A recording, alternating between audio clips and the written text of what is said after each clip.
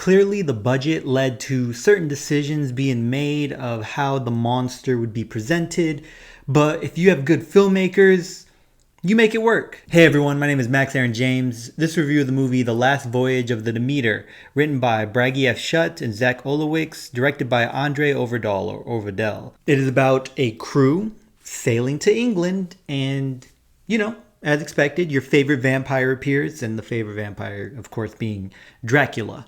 This is based on a story from Bram Stoker, particularly just a specific section of the lore. And there is no underlying message, no underlying theme, just simple Dracula story or a part of the story. And it delivers well. It's fun, it's entertaining, and I got what I wanted. Now, I understand it can be tricky and oftentimes messy when trying to extend a story, or in this case, part of a story, or even turning a short film into a full feature. Here from the jump, we already have an interesting part of the story, one of my favorite parts of the lore, a good director, so off the bat, I felt that we were off to a good start. The trailers did not share too much, and if you are familiar with the lore, you would have an idea of what part of the story this could potentially be. And of course, it could have been just a reimagining or a random story that someone thought of using the Dracula character. But no, they stick to the story from Bram Stoker's Dracula, the original story, and it fits well. And the great thing about the Dracula lore, I think why so many people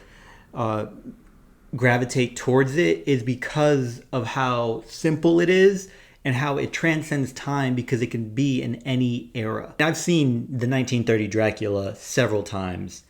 It's great. The design here for this monster I feel is fantastic. I think they use their budget very well with presenting the monster in its full form or presenting the full body at the right moments. Kind of made me upset though, because I wanted to see more, but I still think they did well. This Dracula does lean more towards the Nosferatu character, if you're not familiar with that version or iteration of Dracula.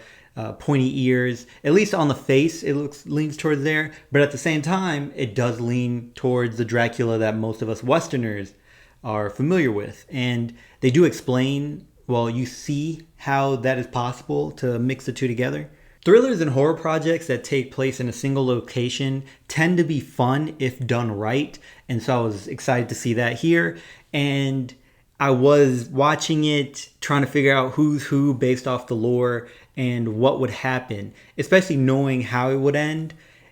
Wanted to see how do we get to that point. And that's always the fun part, the journey. Corey Hawkins and Liam Cunningham deliver as expected. They did well with their roles. The rest of this cast, the entire cast as a whole, I think did very well. They were really good. I enjoyed it. There was no one I feel could have been cut out or that I was not interested in or dragged the story when we gave them a moment of dialogue. Just wonderful performances throughout. Anyway, there's not much to say here. I mean, it's a fun thriller movie about Dracula taking place on a ship, and the isolation and feeling, I wouldn't say landlocked, I guess shiplocked with this creature. You cannot swim anywhere.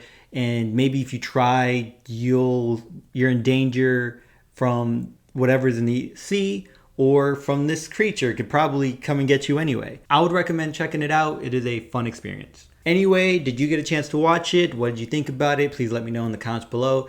And until next time, y'all take care of each other. Check up on one another. Be sure to check up on yourself. And remember, potential has no limit.